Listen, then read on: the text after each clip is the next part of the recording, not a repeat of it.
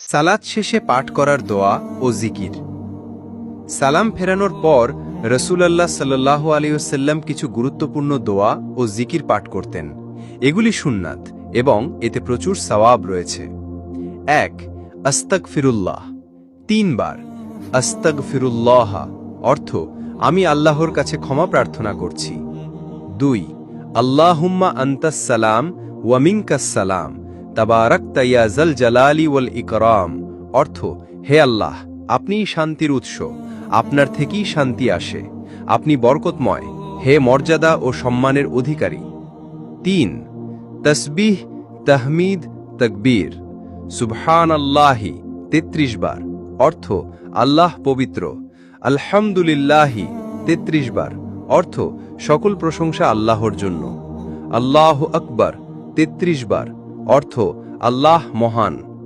৪.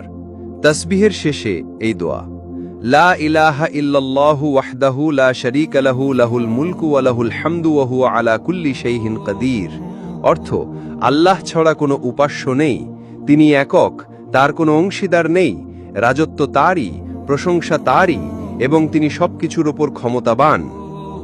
এই জিকির ও দোয়াগুলো নিয়মিত পড়লে ছোট ছোট গুনাহ মাফ হয় এবং আল্লাহর নৈকট্য অর্জিত হয়।